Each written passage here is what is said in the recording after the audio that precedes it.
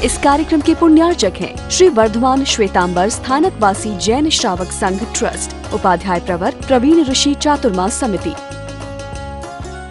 उपस्थित श्रद्धालुगण, कल कितनी बार मुस्कुराना पड़ा है?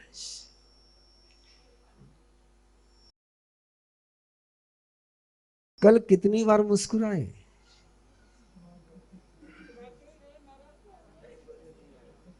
हाँ? मुसीबत आने पर मुस्कुराए कि बिना मुसीबत के मुस्कुराए? हाँ? यही सूत्र है, सव पाव पनासनो परमम हवई मंगलम। धर्म किसको कहते हैं? साधना किसको कहते हैं? मंगल किसको कहते हैं? पुरुषार्थ किसको कहते हैं? विवेक किसको कहते हैं? श्रद्धा किसको कहते हैं? संयम किसको कहते हैं? जो अतीत का कर्जा समाप्त करे और भविष्य में समृद्धि दे। एक नमस्कार, एक प्रत्याख्यान, एक प्रणाम, एक कदम केवल वर्तमान को ही नहीं सुधारता है, अतीत को भी समाप्त करता है और भविष्य का भी निर्माण करता है। वाक्य फिर एक बार सुन लीजिए। प्रेजेंट में जब करेक्शन होता है तो पास्ट की मिस्टेक भी करेक्ट होती है और फ्यूचर भी परफेक्ट होता है। इसलिए प्रेजेंट बहुत महत्वपूर्ण है। और कसौटी एक ही दी गई हमारे यहां पर, सव पाव पनासनो, अतीत का जो पाप है उसका नाश कर दे और परमम हवई मंगलम, भविष्य में मंगल करे। इस कसौटी पर आप अपने जीवन को तोलते चले जाए। मैंने जो खाया है उसने मेरी बीमारी, मेरी भूख समाप्त करी है और भविष्य के लिए मुझे तृप्ति दी है, तो मेरा खाना सही है। मैंने कुछ बोला है और उस बोलने के कारण से पीछे के झगड़े समाप्त हो गए और भविष्य में दोस्ती का रास्ता बन गया, तो मेरा बोलना सही है। और मेरे बोलने के कारण से दोस्ती दुश्मनी में बदल गई और भविष्य में दोस्ती होने की संभावना समाप्त हो गई, तो मेरा बोलना बहुत खतरनाक हो गया है। हर बात को इस कसौटी पर कसना है और इस कसौटी पर कस करके चलोगे तो जीवन में कहीं पर भी ठोकर लगने की संभावना नहीं है।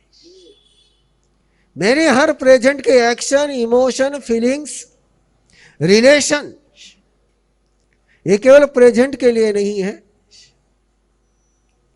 वो पास्ट को भी समाप्त करते हैं और फ्यूचर का क्रिएशन करते हैं। मुझे आदत नहीं सुनने की, है ना?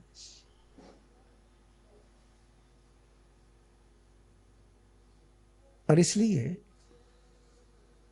एक बार सुबह से लेकर अब तक की अपनी सारा जो आपने जिया, मैं कल का नहीं कह रहा हूं, मैं परसों का नहीं कह रहा हूं, सुबह से लेकर अब तक आपने जो बोला है, जो चला है, जो जिया है, जो खाया है, जो पिया है, जो सोचा है, उसको एक बार इस कसौटी पर कस लो। आपने उठते ही क्या किया है? नींद खुलते ही उठे हो कि नींद खुलने के बाद कुछ उठने के लिए कुछ समय लिया है? मेरा क्वेश्चन समझ में नहीं आया तो मैं थोड़ा क्लियर करूं। नींद खुल जाती है लेकिन तुरंत उठते नहीं है, बराबर? दिन की शुरुआत आपने प्रमाद से करी है, आलस से करी है, और आलस एक ही प्राणी का कैरेक्टर है जिसने नाम बताई है। आलस कौन से प्राणी का कैरेक्टर है? जानते हो नहीं जानते हो? आलस एक प्राणी का कैरेक्टर है जानते हो नहीं जानते हो, 4 पक्का होता है। बराबर बोला आपने। यदि मैं आलस से जीवन की शुरुआत करता हूं तो किसके कैरेक्टर से शुरुआत करता हूं?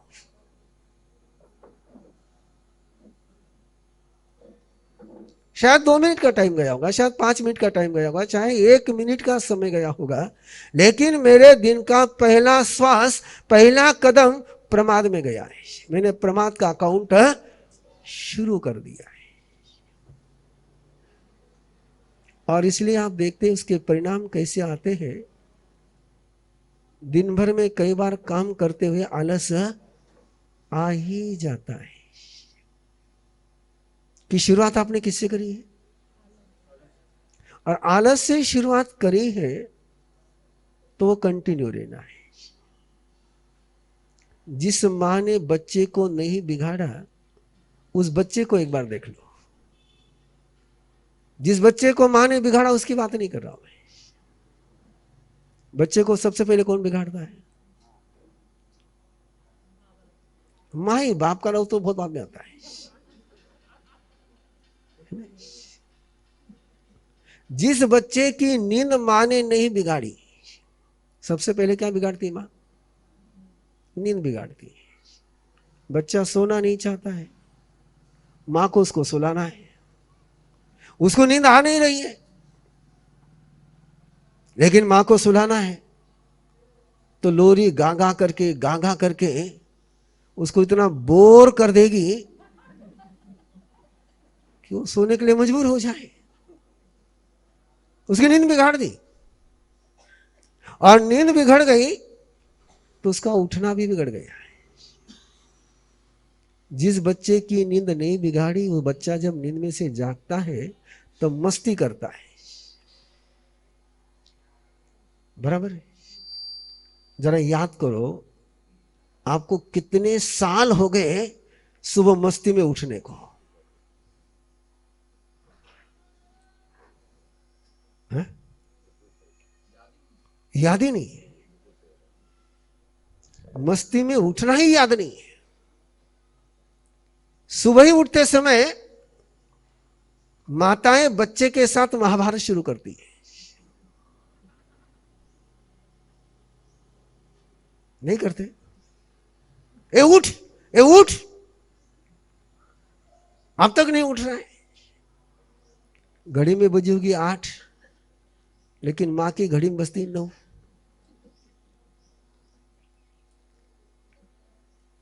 बच्चे को उठाते समय आप बच्चे के साथ रामायण करते हो कि महाभारत करते हो?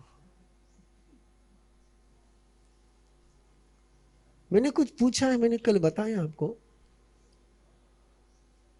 मैंने कल बताया कि मुझे जवाब आपका सुनने की बड़ी भूख लगी रहती है।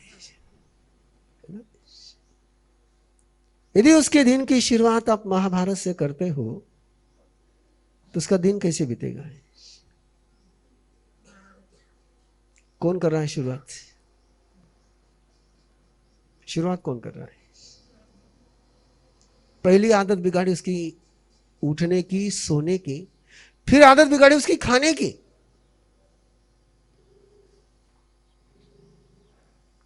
बच्चे को खाना नहीं है, पेट भरा हुआ है, मां उसके पीछे घूम घूम करके ये चौका, ये मऊ का, ये कऊ का।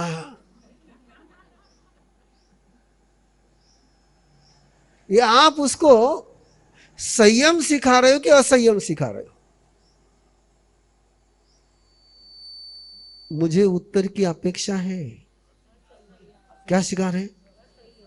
अब मां ने जब उसको असंयम सिखाया तो जिंदगी में उसके संयमी बनने की संभावना कितनी रही? और उस समय से उसको बिना भूख के खाने की आदत लगी। उसका डाइजेशन सिस्टम बिगाड़ा है, उसकी नींद बिगाड़ी, उसका उठना बिगाड़ा, उसका बोलना बिगाड़ा।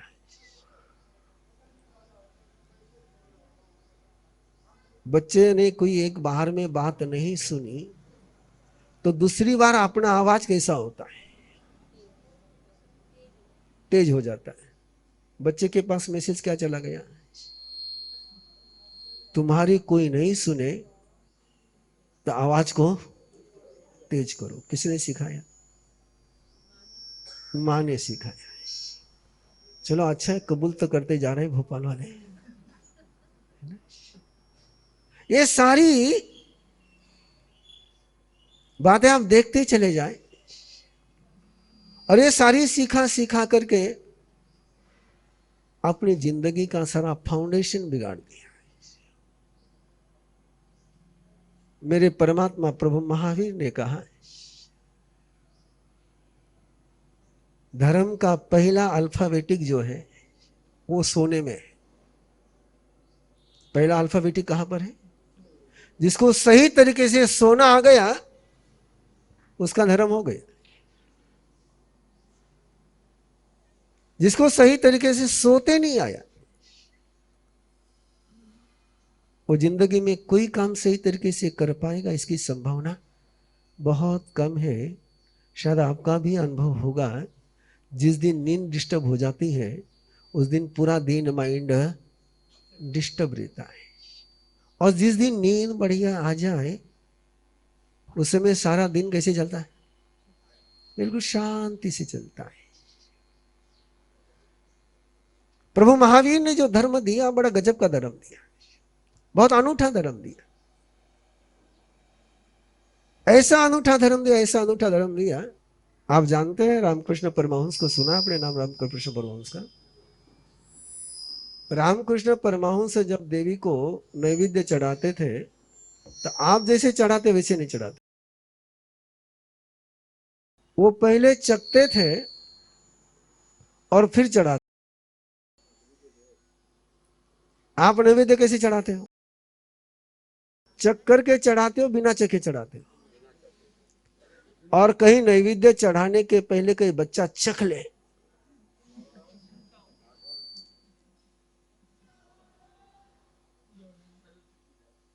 पहले उसकी पूजा हो जाएगी। तो ट्रस्टी बड़े परेशान हो गए थे कि रामकृष्ण परमहंस ये क्या कर रहे हैं कि पहले खाना खाते हैं फिर खिलाते, झूठा खिलाते। रामकृष्ण परमहंस से पूछे क्या करते हो? बोले मेरी माँ जो है वो मैं जैसा खिलाऊंगी वैसा खा लेगी, वो कभी बताएगी नहीं कि अच्छा है कि बुरा है। मैं चखूंगा तो ही पता चलेगा कि माँ को मैं कैसे खिला रहा हूं। भगवान महावीर ने जो धर्म दिया बहुत सिंपल सा धर्म दिया और बहुत सुंदर धर्म दिया। परमात्मा कहते हैं तुम्हें सही तरीके से बैठना आ गया, धर्म हो गया। किसकी बात कर रहा हूं मैं? आप बैठे हो, सही तरीके से बैठे हो। मैं कुछ पूछ रहा हूं,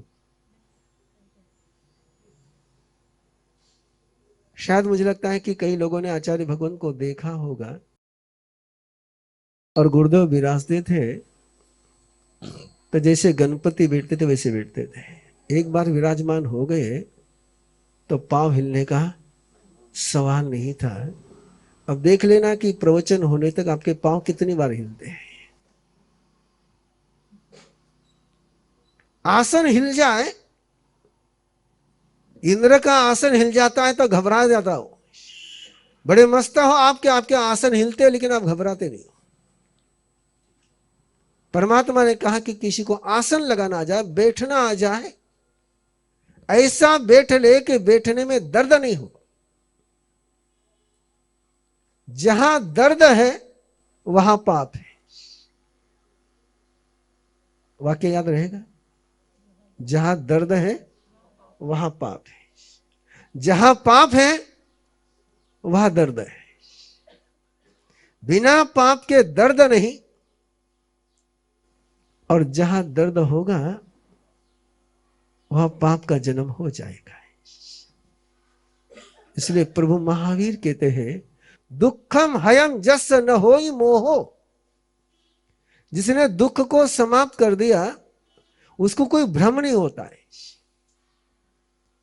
उसको कोई मोह नहीं होता है। दुख के कारण से मोह है, मोह के कारण से दुख है, आपने सुना है। लेकिन परमात्मा कहते हैं दुख के कारण से मोह है, मोह के कारण से दुख नहीं है। बात समझ में नहीं आई होगी, नहीं आएगी। कि आपने सालों से एक ही सुना रखा है कि मोह से दुख जन्मता है। यदि आप थोकड़े के जानकार होंगे तो एक सवाल पर सोचिए, अनुत्तर ईमानवासी देवता को दुख नहीं होता है तो मोह भी नहीं रहता है ना। 33 सागरों के नारकी को दुख बहुत होता है तो मोह भी ज्यादा होता है। दुख से मोह का जन्म होता है। दुख समाप्त कर दो, पाप समाप्त हो जाएगा। कोई सुखी व्यक्ति पाप नहीं करता है। आप गुस्सा कब करते हो? खुश होते तब कि दुखी होते तब? बिना दुखी हुए गुस्सा करके बताओ। कोई दुख नहीं, कोई परेशानी नहीं, गुस्सा करके बताओ। गुस्से का जन्म दुख से होता।